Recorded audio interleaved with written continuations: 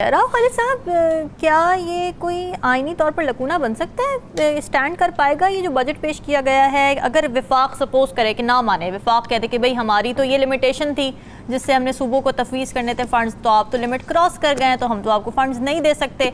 तो क्या कोई कॉन्स्टिट्यूशनल प्रॉब्लम इसके अंदर आ सकती है? कोई आईनी बहरान इसमें खड़ा हो सकता है, या फिर बस ये तनाव की कैफियत ही रहेगी? कॉन्स्टिट्यूशनल मसला कोई नहीं है इसमें? ये चाय की प्याली में तूफान है। अच्छा, ना इसमें आईनी कोई मसला है ना कुछ, सिर्फ रवायती तौर पे होता था कि फेडरल गवर्नमेंट पहले बजट दे देती थी और सूबे उसके बाद देते थे। उसमें कुछ चीज़ें होती थी, जैसे जो डिविजिबल पूल है उसका डिसाइडेड है, आपका नेशनल फाइनेंस अवार्ड डिसाइडेड है, उसकी परसेंटेज डिसाइडेड है, उसमें 2-4 अरब 5 अरब ऊपर नीचे हो सकता है। अच्छा, ठीक है। उसके बाद हम ये भी देखते हैं कि अगर सूबों को मरकज़ ने देना है 50 अरब, तो क्या हर साल दे देते हैं वो? कभी 30 देते हैं, कभी 22 देते हैं, रॉयल्टी नहीं देते, नेट हाइडल प्रॉफिट नहीं देते। तो ये चीज़ें चलती रहती है, कमी बेशी चलती रहती है। नहीं तो फिर ये हुकूमत इतनी नाराज क्यों हो रही है? वफाकी हुकूमत इतनी नाराज क्यों हो रही है कि भाई हमसे पहले क्यों आपने बजट पेश कर दिया, अगर कोई प्रॉब्लम नहीं है इसमें? तो ऐसे बिला वजह इशू बना रहे हैं उसको। मेरा नहीं ख्याल उसमें कोई ऐसी चीज़ है कि ना वो मजाक है ना कोई और चीज़ है। बजट सूबाई असम्बली ने पेश करना होता है। कहाँ पे लिखा हुआ है, किस कानून और आइन में लिखा हुआ है कि सूबाई असम्बली जो है वो बजट फेडरल गवर्नमेंट के बजट के बाद पेश करेगी? और चीज़ें बहुत यानी वाज़े तौर पे डिस्क्राइब हुई हुई हैं और उनके इख्तियार बहुत ज़्यादा हैं, मरकज़ से कहीं ज़्यादा इख्तियार उनके अपने सूबे के अंदर। और पार्लियामेंट उन्होंने असम्बली में पेश किया, उन्होंने कौन सा सड़क पे पेश कर दिया जाके कि जी ये हम सड़क पे किताब रख के जा रहे हैं तो पढ़ लीजिए आप। एक लेजिटिमेट असम्बली है जिसके अंदर उन्होंने पेश किया अपना बजट। सिर्फ उन्होंने किया ये है कि इसको आप पॉलिटिकल मूव कह सकते हैं कि उन्होंने इनको थोड़ा सा परेशान किया, जो वाकई लग रहे हैं ये बयान जिस किस्म के दे रहे हैं। एक लियन उन्होंने क्रिएट कर दिया है बजट सामने रख के अपने असम्बली के, जी हमने ये रख दिया है। और उसमें एस्टिमेट इतने एग्जेजरेटेड नहीं है। उसमें जो एक चीज जिस पे एतराज किया जा रहा है बुनियादी तौर पे, वो रॉयल्टी का इशू कहा जा रहा है कि उन्होंने रॉयल्टी की परसेंटेज खुद ही डिसाइड कर दी। अब देना तो फेडरल गवर्नमेंट ने है। वो इतने अरसे से रॉयल्टी पेंडिंग चली आ रही हैं उनकी, और वो बिल भी नहीं रही कोई। मेरा ख्याल है 43 बिलियन इस दफ़ा उन्होंने एस्टिमेटेड रखी है। नेट हाइडल प्रॉफिट 111 अरब रुपए है, जो उनको पूरा कभी मिला ही नहीं आज तक, जब से ये हुआ है फैसला नेट हाइडल प्रॉफिट सूबों को देने का, जब से वहाँ पे डैम बने हैं तो कभी उनको दिया नहीं है। ठीक है। और जहाँ तक बात की है उनके वो वज़ीर ख़जाना, मेरा ख्याल है थोड़ा सा, जहाँ तक मेरी अंडरस्टैंडिंग है, 1% ऑफ जो डिविजिबल पूल है वो न्यूली मर्ज्ड प्रोविंसेस के लिए रखा गया है। जो आपका NFC अवार्ड है उसमें सारे सूबों ने एग्री किया था कि जो नए सूबे, नए डिस्ट्रिक्ट जो मर्ज हो रहे हैं उनमें 1% जो है ना, सारे अपना सरेंडर किया उन्होंने हिस्सा अपना जो सूबों का था, और 1% उनके लिए क्रिएट किया गया, और वो 1% तकरीबन 108 बिलियन बनता है। बाकी टोटल जो खर्चा है उनका वो 226 बिलियन है। बाकी खर्चा जो है मेरे हिसाब से या मेरी अंडरस्टैंडिंग के मुताबिक वो सूबे ने उसमें ऐड करना होता है। तो इसलिए वो इनका खुद से बढ़ाई जा सकती हैं, या कोई और तरीका होता, कोई कानूनी तरीका होता, कोई कोर्स ऑफ लॉ फॉलो करते, या खुद से बढ़ाई जा सकती हैं आपका ख्याल? मेरा ख्याल है उनके पास जो एडवाइजर है ना मुजम्मल असलम साहब, जी, वो इक़्तिसादी अमूर पे, मुआशी अमूर पे, बजटिंग और ये सारी चीज़ों पे बहुत एक्सपर्ट है। जो स्पोक्स पर्सन भी थे शौकत फहीम साहब जब वज़ीर ख़जाना थे, तो वो इन चीज़ों को समझते हैं। मेरा ख्याल है हवा में वो काम नहीं करेंगे, क्योंकि उन्होंने बड़ा एक उन्होंने मज़े की जो बात की है उसमें, जो पॉजिटिव नेगेटिव अपनी जगह पे, लेकिन एक बड़ी इंटरेस्टिंग चीज़ उन्होंने की है, एक 66 पेज की गाइड बनाई है उन्होंने बजट की। आम आदमी की अंडरस्टैंडिंग के लिए। तो उसको आप पढ़ते हैं, आपको पता चलता है किस तरह से बजटिंग हुई है, कितना हिस्सा किसके पास गया है। उनको एक तो किताबों में लिखा होता है ना, वैसे ही जैसे जो एक्सपर्ट पढ़ सकते हैं उनका सारा, उन्होंने लहजा से उसकी डिफाइन करके चीज़ों को, हिस्सों को, जो आपको NFC से मिलना है, रॉयल्टी से मिलना है, उनकी स्पेंडिंग किस तरह से होगी और किस तरह से ये सारे कैलकुलेट होती हैं चीज़ें, वो उन्होंने एक गाइड टाइप 66 पेज की इंटरेस्टिंग सी बनाई है। वो मैं देख रहा था, बड़ी मुझे तो लगी कि उसमें अच्छी चीज़ें। ठीक है। असल जो बात करने वाली है ना सूबों के साथ और इनके जो गवर्नमेंट के साथ, फेडरल गवर्नमेंट की, वो बड़े अरसे से 18वीं तरमीम के बाद से ये मसला चल रहा है कि सूबों की जो टैक्स कलेक्शन है उसका निज़ाम बहुत अच्छा नहीं है। उसमें प्रॉपर्टी के टैक्स हों, बाकी चीज़ें हों। सूबों ने एक वक्त शोर डाला था सर्विसेज का टैक्स हम इकट्ठा करेंगे तो हम इकट्ठा करके फेडरल गवर्नमेंट को देंगे या हम अपना हिस्सा रख के फेडरल गवर्नमेंट को देंगे।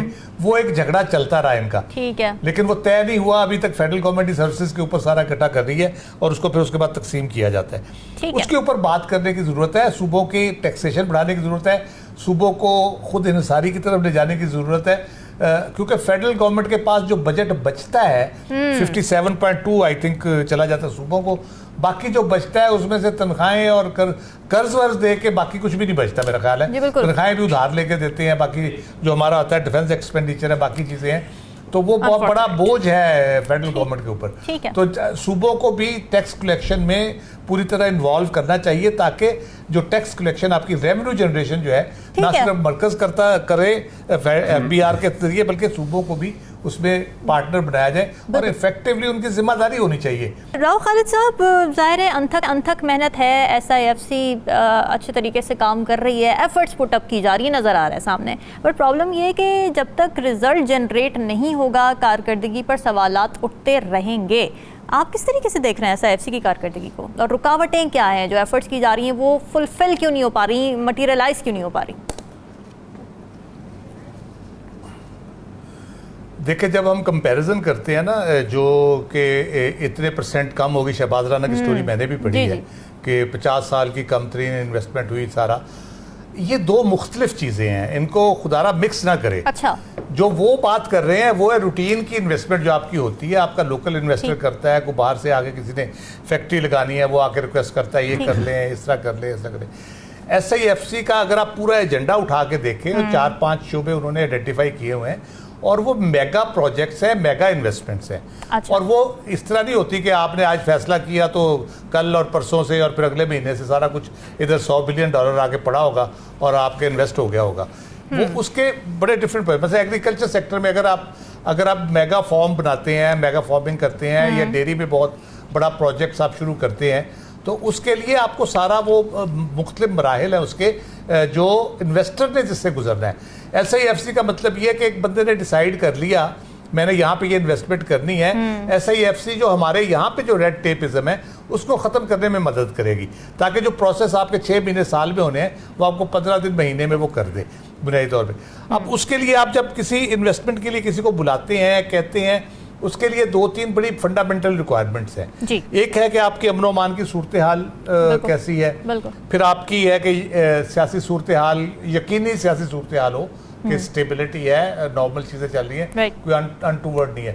फिर एक जो सबसे बड़ा प्रॉब्लम हमारे रहा है वो हम जैसी गवर्नमेंट चेंज होती है या गवर्नमेंट का इरादा चेंज होता है तो पॉलिसी तब्दील हो जाती है। समटाइम्स गवर्नमेंट के साथ होती है, समटाइम्स गवर्नमेंट के मिजाज के साथ होती है। हाँ। तो ये चीज़ें जो है ना बड़ी बेटर करती हैं। तो इन्वेस्टर ये देखते हैं। आज आप अगर आपने शहबाज शरीफ साहब की तकरीर सुनी हो जो SIFC में उन्होंने की है, उसमें उन्होंने सऊदी अरब की मिसाल दी है बाकायदा कि सऊदी अरब के साथ जो उनकी डिस्कशंस हुई हैं उन्होंने कहा है कि हम हर किस्म की मदद के लिए तैयार हैं, लेकिन कंडीशन क्या है ये प्राइम मिनिस्टर साहब ने खुद बताइए, मैं नहीं कह रहा। जी।